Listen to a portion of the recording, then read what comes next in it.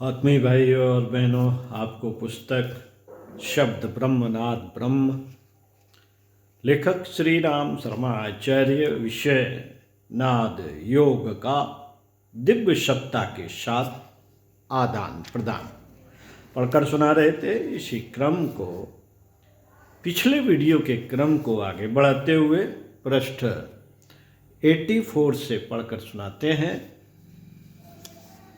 आइए सुनते हैं। नादानुसंधान से चित्त शांत हो जाता है। उस साधना में लगा हुआ चित्त विषयों की आकांक्षा नहीं करता। नादयोग का अभ्यास कैसे करना चाहिए, इसका उत्तर देते हुए शिव संहिता और हठि योग प्रदीपिका में दोनों कान, दोनों नेत्र एवं दोनों नासिका छिद्र बंद करने की विधि बताई गई है। ऐसी दशा में सांस मुख से ही लिया जा सकता है। कहा गया है, अंगुष्ठाभ्याम उभे श्रोत्रे तर्जनीभ्याम द्विलोचने नासारंदे चर्मद्याभ्याम नासाभ्यां मुखं दृढ़ं निरुध्य मारुतं योगी सदैव कुरुते भृशं तथा तत्क्षणमात्मानं ज्योतिरूपं सपश्यति। शिव संहिता में कहा गया है, दोनों हस्त अंगूठों से दोनों कर्ण बंद करें और दोनों तर्जनी से दोनों नेत्रों को, दोनों मध्यमा व अंगुलियों से दोनों नासारंध्र को बंद करें और दोनों अनामिका अंगुली और कनिष्ठिका से मुख को बंद करें। यदि इस प्रकार योगी वायु को निरोध करके उसका बारंबार अभ्यास करे तो आत्म ज्योति स्वरूप का हृदय आकाश में भान होता है।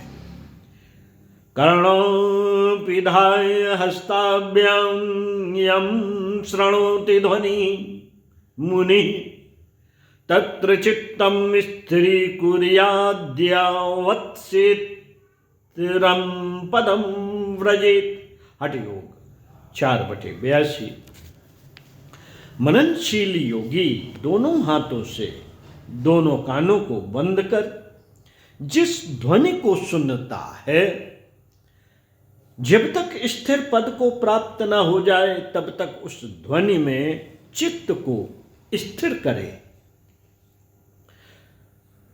श्रवण पुट नयन युगल ग्राण मुखानम निरोधनम कार्यम शुद्ध सुषुम्ना शरणो स्फुट ममलः श्रूयते नादः। हठ योग 4/68। दोनों कान, आंख, नासिका और मुख, इन सब का निरोध करना चाहिए। तब शुद्ध सुषुम्ना नाड़ी के मार्ग में शुद्ध नाद प्रकट रूप से सुनाई पड़ने लगता है। योग रसायन में सभी छेद बंद करने की आवश्यकता नहीं समझी गई, मात्र कान के छेद बंद करने को ही कहा गया है। यदि साधक चाहे तो छेदों को बीच बीच में खोलता भी रह सकता है, लगातार बंद रखने की आवश्यकता नहीं है। इस प्रकार एक दक्षिण कान से ही नाद श्रवण का भी परामर्श दिया गया है। पद्मासनं समास्थाय स्वस्तिकं वा यथा सुखं कर्णरद्रयुगं पश्चाद गुलिभ्यां निरोधेत। योग रसायनम में पद्मासन या स्वास्तिक आसन में सुखपूर्वक बैठकर दोनों कर्ण रंध्रों को उंगलियों से बंद कर लें। कर्णयो स्तवेक ताति निरोधनम नैव कारेत त्यक्त्वांगुलिं मध्यनादाभ्यासं समाचरेत। योग रसायनम दोनों कानों को लगातार बंद नहीं किए रहना चाहिए। अंगुली बीच बीच में छोड़ते रहकर नाद का अभ्यास करना चाहिए। निमील्य नयने चित्तम कृत्वैकाग्रमननिधि शृणुयाददक्षिणे कर्णे नादमंदरगत शुभम।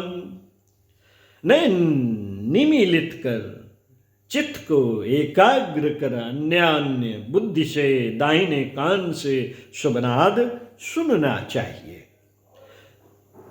श्रूयते प्रथमाभ्यासे ध्वनिन्नादस्य मिश्रतः ततोऽभ्यासे स्त्रीभूते श्रूयते तु पृथक पृथक योग रसायनम। प्रथमतः अभ्यास के समय ध्वनि नाद को मिश्रित रूप में ही सुनना चाहिए। जब अभ्यास दृढ़ हो जाए तो पृथक पृथक सुनना चाहिए। नाद श्रवण की पूर्णता अनाहत ध्वनि की अनुभूति में मानी गई है। साधक अन्य दिव्य ध्वनियों को सुनते सुनते अंत में अनाहत लक्ष्य तक जा पहुंचता है।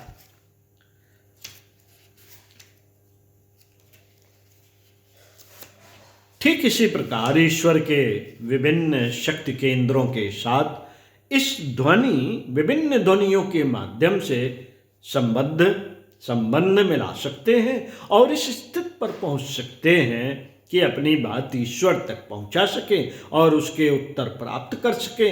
इतना ही नहीं, यह ध्वनि प्रवाह है सड़कों के भार वाहनों के समान भी काम करते हैं। व्यक्ति की व्यथाएं लाद कर परमात्मा तक पहुंचाना और परमात्मा के अनुदान वरदान लाद कर व्यक्ति तक पहुंचाना भी इन ध्वनियों के